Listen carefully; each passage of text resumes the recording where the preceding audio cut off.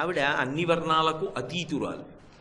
మరి ఎర్రటి వర్ణంలో ఆవిడ ఉంటే దాని వలన ఆమెకు ప్రయోజనం అనుకోండి, ఆవిడ ఎర్రగా ఉందండి అన్నారనుకోండి, ఏమిటి ఆవిడికి ప్రయోజనం దానివల్ల? ఆవిడికి నిజానికి ఒక రంగుతో ఉండవలసిన అవసరం ఏం లేదు. కాళీ అని పేరు పెట్టుకుని నల్లటి పిల్ల అని అనిపించుకుంది. నారాయణి అన్న పేరుతో నల్లగా ఉంది, శారద తెల్లగా ఉంది, సరస్వతి తెల్లగా ఉంది, లలిత ఎర్రగా ఉంది. అయితే ఈ ఎరుపు, తెలుపు, నలుపు మనం పెట్టుకుని ఆమె ఈ రంగులో ఉంటుందని చెప్పడానికేనా? దాని వలన ఇంకా అధిక ప్రయోజనం ఏమైనా ఉంటుందా అంటే ఖచ్చితంగా ఉంటుంది. ఆమె యొక్క అరుణవర్ణము ఏదైతే ఉందో ఆ అరుణిమ నిజానికి ఆమె కరుణ.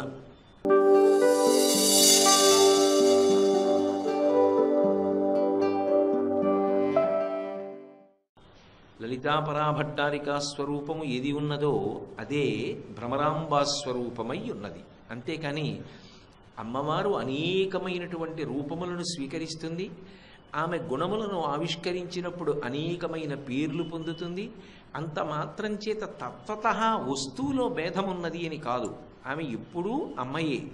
కానీ దేవతల యొక్క సంరక్షణార్థం, రాక్షసుల యొక్క పీచమణిచి ధర్మాన్ని నిలబెట్టడం కోసం ఆమె అనేకమైన రూపములను ధరించి వస్తూ ఉంటుంది. లలితాస్వరూపమే భ్రమరాంబాస్వరూపము సుమా అని చెప్పడానికి ఇవాళ లావణ్యాధిక భూషితాంగలతికాం లాక్షాలసద్రాగిణీం ఎరుపు వర్ణం గురించి మాట్లాడుతున్నారు. అందులో మొదట లావణ్యం గురించి మాట్లాడారు. తర్వాత ఇక స్పష్టంగా ఆమె శరీరమునకు ఉండేటటువంటి రంగు యొక్క కాంతిని చెప్పారు, లాక్షాలసద్రాగిణీం అని. ఇందులో మీరు గమనిస్తే ప్రధానంగా ఆయన అమ్మవారి యొక్క శరీర కాంతి ఎర్రగా ఉంటుంది అని ప్రతిపాదిస్తున్నారు. ఎరుపు అనేటప్పటికే మనందరం లలితాస్వరూపాన్ని జ్ఞాపకానికి తెచ్చుకుంటాం.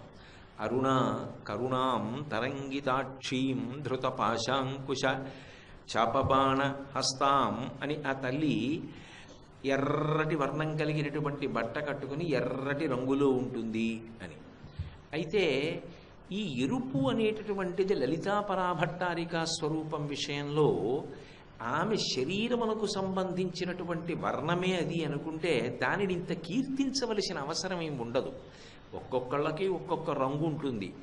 అది యువతలవాడికి నచ్చిందనుకోండి, అబ్బా ఎంత మంచి రంగు అంటారు. ఆయన ఎంత తెల్లగా ఉన్నారోనండి అని ఒకళ్ళు అనొచ్చు. ఆయన ఎంత నల్లగా ఎంత బాగున్నారో అని ఒకళ్ళు అనొచ్చు.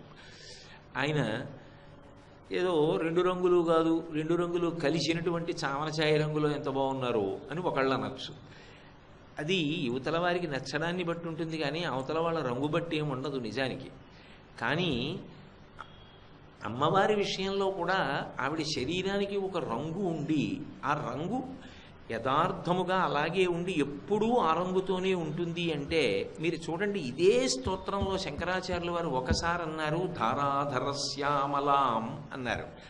నల్లటి మబ్బు ఎలా ఉంటుందో అటువంటి నల్లటి వర్ణం ఉన్నది అన్నారు. ఇంకొకసారి అన్నారు కర్పూరాగరు కుంకుమంకిత కుచాం కర్పూర వర్ణస్థితాం అన్నారు. కర్పూరం ఎలా ఉంటుందో అటువంటి తెల్లని వర్ణము కలిగినది అన్నారు. అంటే అసలు ఆవిడ వర్ణం ఏమిటి? ఆవిడ తెల్లగా ఉందా, నల్లగా ఉందా, ఎర్రగా ఉందా?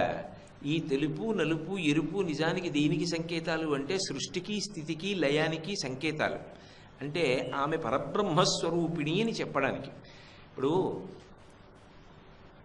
అది ఎలా ఏ రంగులో ఉంది అన్నాను అనుకోండి, తెల్లగా ఉందండి అన్నారు అనుకోండి, మళ్ళీ ఆగి కాదు కాదు నల్లగా ఉందండి అన్నారు అనుకోండి, కాదు కాదండి ఎర్రగా ఉందండి అన్నారు అనుకోండి, అంటే అది కాసేపు తెల్లగా మళ్ళీ వెంటనే ఎర్రగా ఆ కాసేపట్లోనే నల్లగా కనపడుతోంది అనుకోండి, అది తెచ్చుకుంటోంది తప్ప నిజానికి ఆ రంగులు ఏవీ దానివికవు.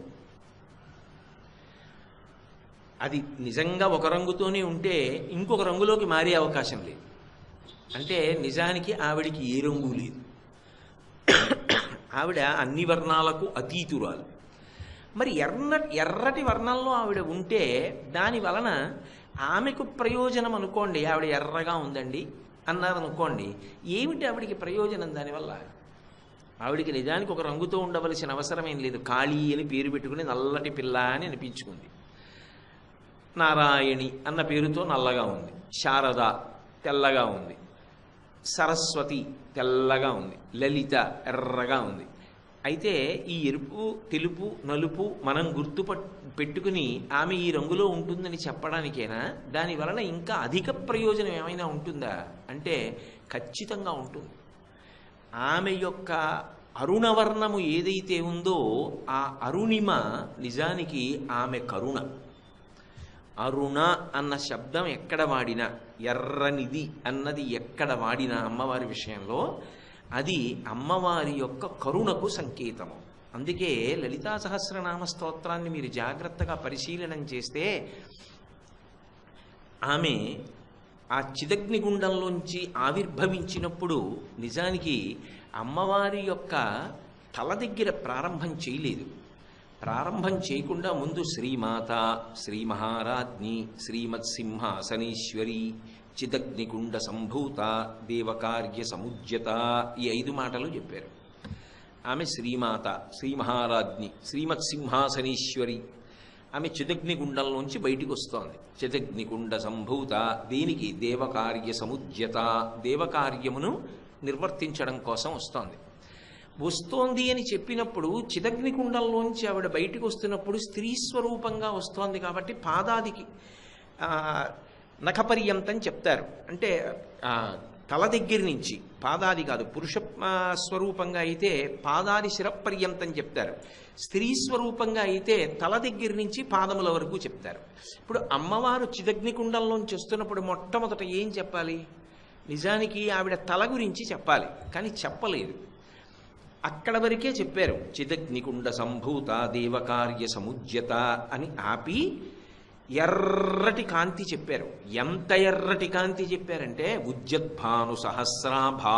భా అంటే కాంతి, 1000 అంటే అనంతం, సహస్రము అంటే 1000 అని కాదు, అనంతము అని. కొన్ని కోట్ల మంది సూర్యులు ఒక్కసారి ఉదయిస్తే ఎంత ఎర్రతనంతో ఆకాశం నిండిపోతుందో, ఆ నిండిపోయినటువంటి ఎర్రతనం ఎలా ఉంటుందో అమ్మవారు బయటికి వస్తున్నప్పుడు మొదట అటువంటి అరుణకాంతి వచ్చింది.